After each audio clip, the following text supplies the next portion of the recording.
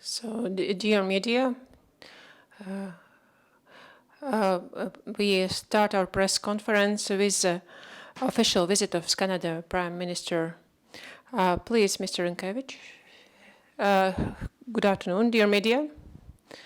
I probably need no introduction to my colleague, because my colleague has arrived in a new position, because exactly 3 years ago we were being here and giving a press conference related to the event that Latvia was the first European Union country who ratified the CETA agreement, and my colleague was a Minister of Trade, and we were the first ones who signed this agreement.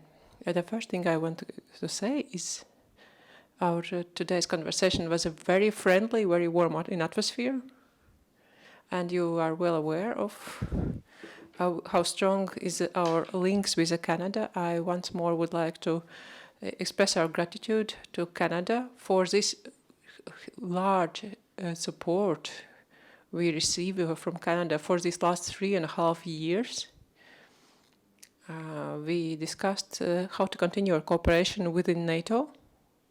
We discussed bilateral relations, and we see really big opportunities for cooperation in economy, in IT, in digital industry, because both we have a lot of opportunities and Canada as well.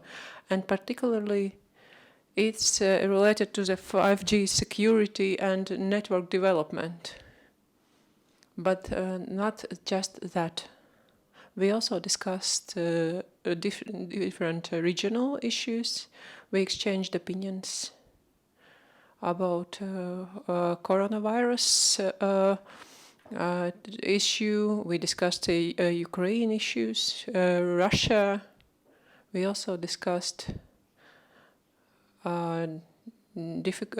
complicated situation in Syria, also with regard of the external borders of EU in Bulgaria and Greece. It was a really valuable exchange of thoughts.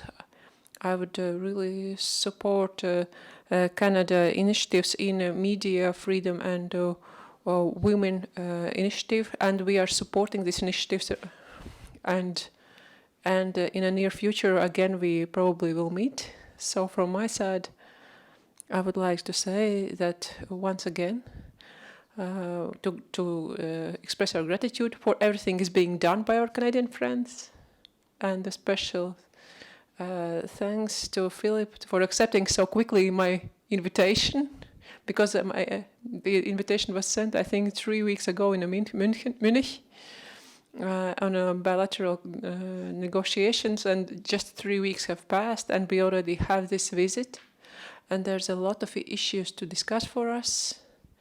And the visit to Ādaži and in the Stratcom Center will give us a lot of new ideas for a mutual cooperation in the future.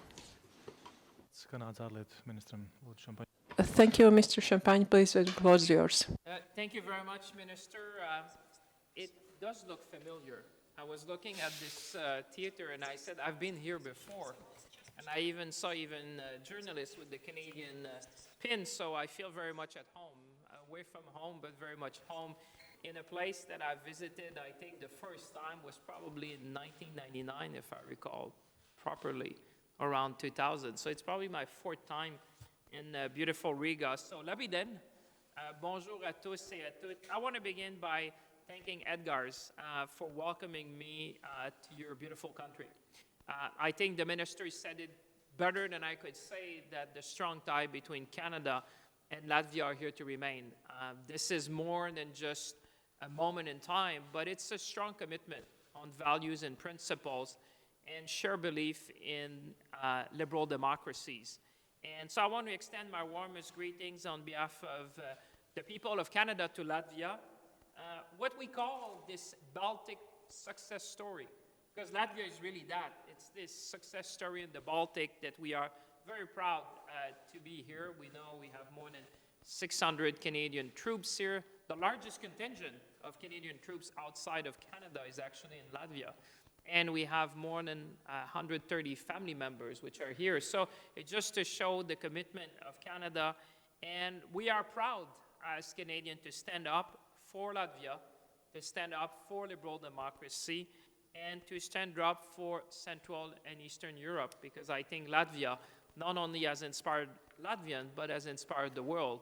And we're very proud to be part of the history as the first country which recognized your return to independence in 1991. So we are very pleased to be in this journey together, a long journey between our two countries. And we both stand together for democracy with a strong sense of the importance of the international order that is governed by rules, which are the same for everyone, underpinned by strong multilateral organizations such as NATO and the OSCE. Canada was indeed the first G7 country to recognize the restoration of Latvia's independence in 1991. This is why I'm very much looking forward to visiting the Freedom Monument later on today and the Museum of Occupation during my time here. I recall, Minister, that I visited it around 2000, but today with you and with the spirit of the contribution of Canada to Latvia, I think I will see the museum with a different mindset, understanding the journey that Latvians have experienced. The monument is a reminder to all of us that we must uphold human dignity, respect diversity, and ensure inclusion for everyone. Canada is proud to be such a close friend and ally of Latvia. And I think when I say that, Minister, I just don't speak as Minister, but as a proud Canadian. We are proud to stand shoulder to shoulder with our Latvian colleagues. We are proud to stand up for Latvia. And we are proud to make, in our own way, a difference in the lives of Latvians. Like I said, there are more than 30,000 Canadians of Latvian descent. I think it's one of the largest diaspora in the world, and one which has been very active in our country, which has made an enormous contribution to the fabric of our society back home since they started to arrive at the beginning of the 20th century. Quite a few talented Latvians are playing hockey in Canada too, or so I've heard, so we are quite happy to welcome Latvians we share a passion together in sport, and it's always good to see many Latvians coming to our shore. While here, I'm looking forward to visiting the Canadian troops stationed here as part of Operation Reassurance, which is the NATO battle group that Canada is proudly commanding. Our military presence in the region through NATO helps to reinforce the security in this region and beyond. Indeed, as you know, we are firmly committed to continuing to contribute to the enhanced forward presence here in Latvia and to broader efforts to preserve regional stability and security. Canada will always stand up for Latvia's sovereignty and territorial integrity. So our partnership with Latvia continues to strengthen, including in NATO context, but also this is not a relationship which is purely limited to security. I did have the chance to speak to the Foreign Minister and the Prime Minister earlier this morning that we went to build on the pillar of security to enhance our bilateral relationship. Clearly, in the scope of business, for example, we talk about small and medium-sized businesses. How can we engage more youth? How can we share a future together when it comes to cybersecurity, information technology? How can we learn from each other and partner with each other to make sure that we provide opportunities for young Latvians and also benefit from technologies that may have been developed on one side or the other? Latvians showed great leadership by being the first, as you said, Minister, the first. And I remember the Minister and I were sitting in Parliament that day, watching the numbers being counted. And I recall with pride that Latvia was the first country to say that CETA, to ratify CETA and send a message to the world that a trading relationship with Canada was a positive thing for both our countries and for Europe, because we knew that by strengthening our commercial and economic partnership, we could offer more opportunities for businesses and for our people. Since then, the collaboration between our businesses and entrepreneurs is thriving. Quite aside from the large sale of aircraft by Bombardier to Air Baltic, which was the first airline to adopt the Airbus 220, which is partly manufactured in Canada, which is also the greenest plane on the market today in its segment. So it's a testament to the values of our Latvian colleagues, not only to build an airline that would serve all the Baltics and beyond, but also to have an airline that would demonstrate in a very concrete way how can we do business differently. Business with a strong value proposition around having a greener way to fly around the world. And to that end, we're going to be appointing a senior trade commissioner, I'm pleased to announce here, for the Baltics regions to make sure that we have more connectivity between our businesses with the purpose of offering better opportunities for young Latvian and those who would like to trade with one of the largest platforms. I have to remind you that Canada is the only G7 country with a free trade agreement with all G7 countries, so offering enormous possibilities for young entrepreneurs. And thanks again for the warm hospitality. I'm looking forward to spending more time here and experience the dynamism and the forward-looking view of the Latvian people. I think we are committed, both of us, in principles and value in the rule-based system. And with that, I would say we are quite happy to take your question, either in Latvian, in English, or in French, or Italian. And I guess we probably can add few more with your language skills. Sure. So we're happy The floor to take is your open. Paldies, liels ministru kungi. Mēs sāksim jautājumu. We start with the questions.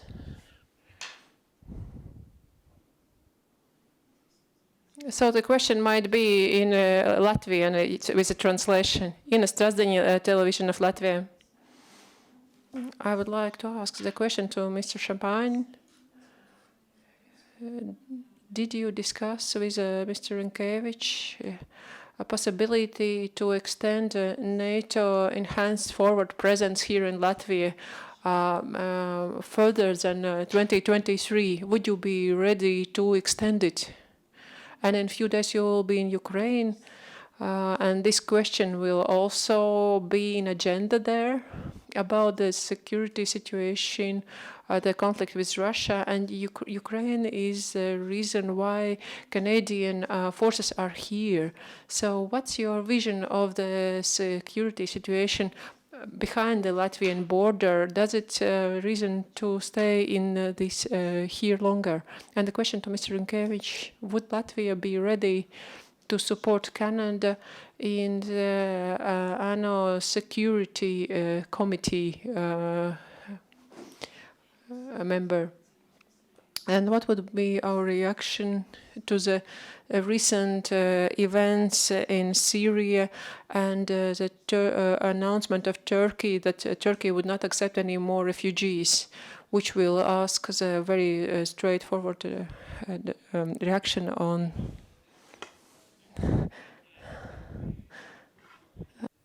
Like I said in my statement, we are very proud to be here in the Advanced Forward Presence. Like I said, this is the largest contingent of Canadian troops outside of Canada.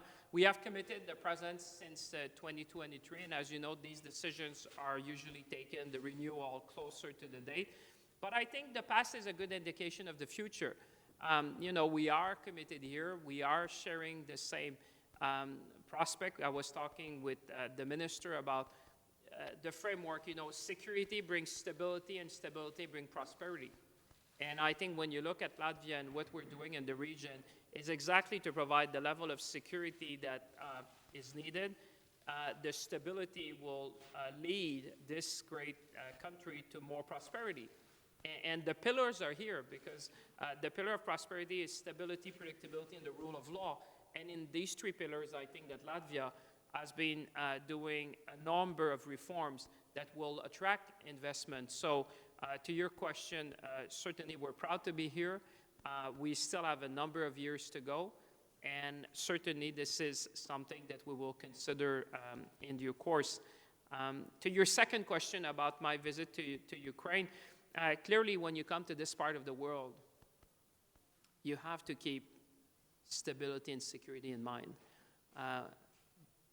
The Baltic nations and certainly this part of Europe has a very deep understanding of what it means and what is the presence of NATO can do to bring that level of stability and security that people have been cherishing for a number of years now.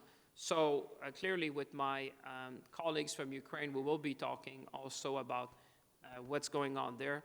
You will know that I'm going there as well because Canada and Ukraine have some of the largest contingent of people who died in the plane of PS-752. Canada is the chair of the International Coordination and Response Group, which includes Sweden, Afghanistan, the UK, Ukraine, and Canada. So we're going to be talking about the issue of the black boxes. And we're going to be talking about a host of issues about reforms in Ukraine. And there again, not only Canada is present in words, but in a very concrete fashion to support the reform, to support democracy, to support the rule of law and governance. Jā, paldies par abiem jautājumiem. Thank you for the both questions. On the first question, we are not giving any comments on this kind of decision.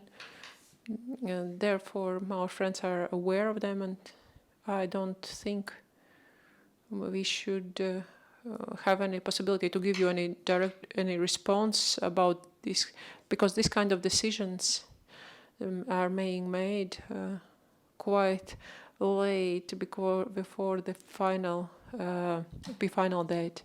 The second, with regard to Turkey and external borders of European Union, what I would like to mention is that both Latvia and all member countries expressed the support with the losses of soldiers in Syria, and that our ally is doing the maximum possible in the province of Idlib and in Syria to avoid the situation, this huge catastrophe, both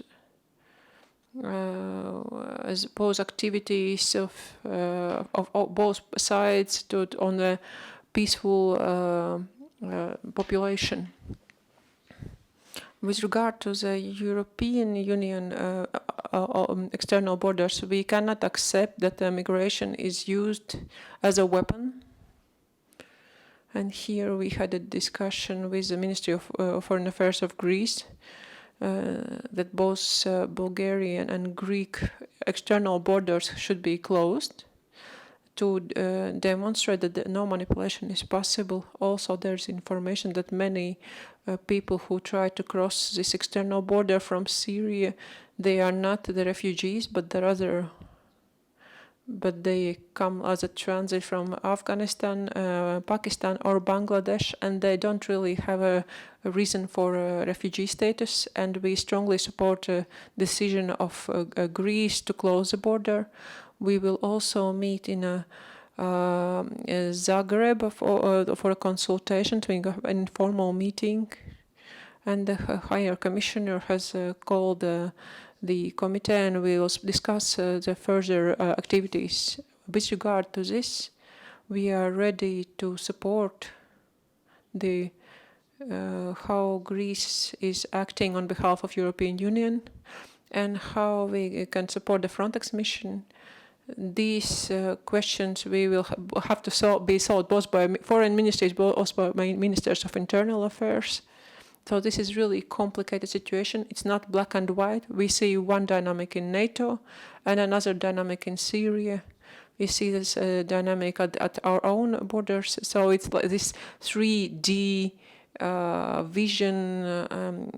I want to express hope that European Union and Turkey will find the common grounds and solutions for the migration problem. I would like to remind that European Union has supported financially the refugee camps in Turkey.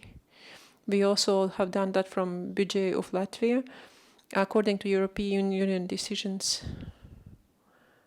That here we can find some balance, but in this case we don't think that migration should be used as a certain weapon or element of pressure in negotiation, because the victims are the human people in there, and I don't think that arrival European Union in 2015, situation differs from that period, and the game has changed from that moment. But as we conclude our press conference, thank you.